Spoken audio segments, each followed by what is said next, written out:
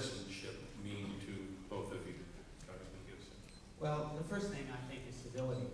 You know, I think about the 1980s, and I think about President Reagan and Tip O'Neill, and they lived by the golden rule.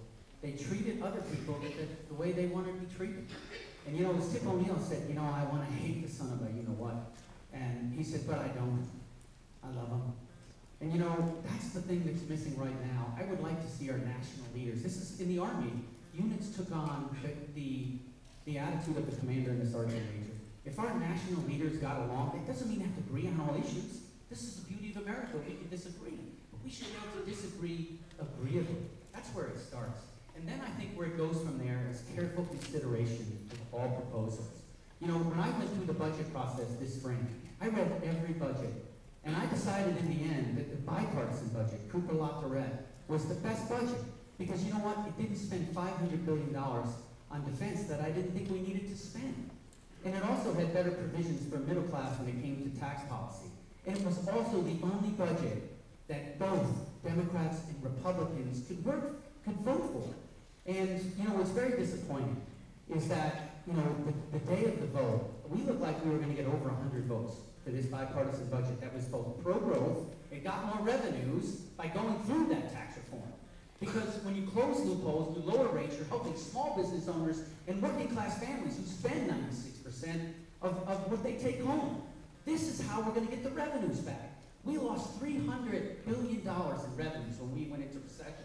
So all the political talk about raising taxes, we've got to get those revenues back. And the way we get the revenues back is by getting America back to work. And it's also fiscally responsible. I thought we were going to get over 100 people, but unfortunately, the right and the left started burning up the phone lines. Grover Norquist saying you're breaking your tax rate. Left saying you can't do this. Look, I don't work for that guy.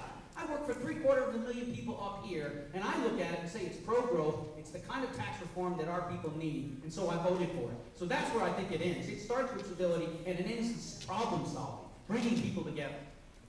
Mr. Schreiber. Yes, you know, I've had the opportunity to spend most of my career in nonpartisan public service, where you don't see left or right, you don't see political enrollment. When you're in the world of national security, when you're in the world of law enforcement, you don't distinguish. And at the end of the day, that's what service in Congress requires as well. We're not red Americans, we're not blue Americans. We're all red, white, and blue Americans.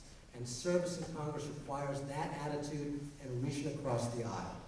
The problem is, the last 2 years, with the Tea Party class that's come into Congress, we've seen a complete breakdown of those efforts.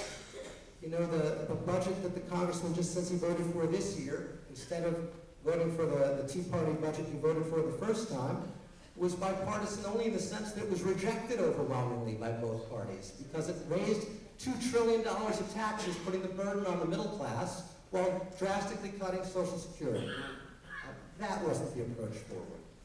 The fact is, many efforts have been put forward over the years on a bipartisan basis, and that fell apart the last 2 years.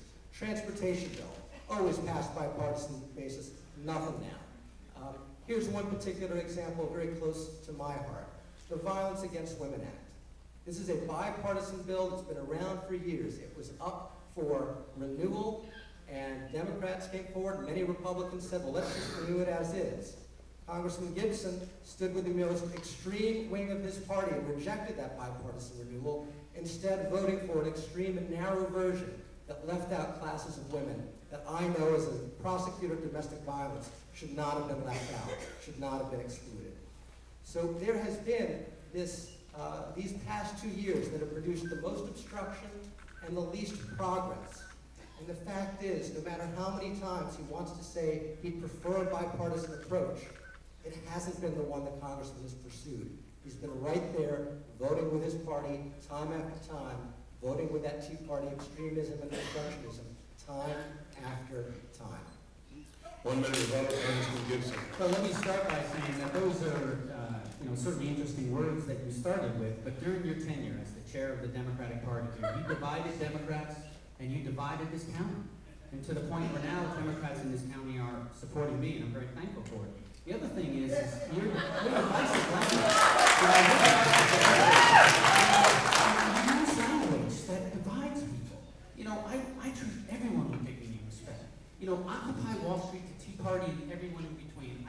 how you're going to represent everyone when you divide us. Whether it's 47% or Tea Party, you know, or by socioeconomic class, it's not building teams. It's not bringing people together. You have grossly mischaracterized Simpson Bowles. It really concerns me. And more specifically, the Cooper-Latourette bipartisan budget, which may be the only vehicle that gets us away from the fiscal cliff. In the transportation bill, I was a force to bring it together. I made sure we put the transit piece back in. And we actually got that, I'll tell you what, we got that done. That's 2 years and 3 months. It's better than 3 months. It's a bill that's good for New York. It's good for our country.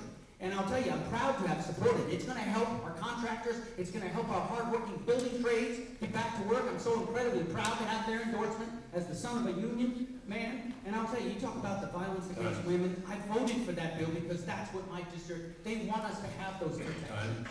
And we'll fix it in Congress. 1 minute vote, Mr. Shredman. You know, as I spoke about at the beginning, I'm running for Congress because of my experience growing up in a struggling middle-class family. And as someone with that experience, with the kids that I grew up with the families that I grew up with the people I saw struggling, the people I saw hurting when I was a prosecutor helping them, I believe that the empathy and the experience I've had will serve me very well to be a bipartisan healer in Washington. Now, the congressman brings up the 47% as if this is something I said. We all know he said that. Mitt Romney. He said that 47% think they're entitled to food, shelter, see a doctor when they're sick. He said he's not concerned about them. That's not his job. That's a dark and terrible vision for America. That's not the America that carved and granted on the base of the Statue of Liberty. Give me, you're tired, you're poor, you're hungry. It's not just the vision that Mitt Romney wants to put in place, though. It's the vision that Congressman Gibson's been voting for the last 2 years. And I'm sorry, Congressman Gibson, that it isn't just about our personalities and how we deal with people. I think you're a nice person. I hope I'm a nice person. But it comes down to priorities and voting record. And the voting record that you have has been divisive. Okay, our next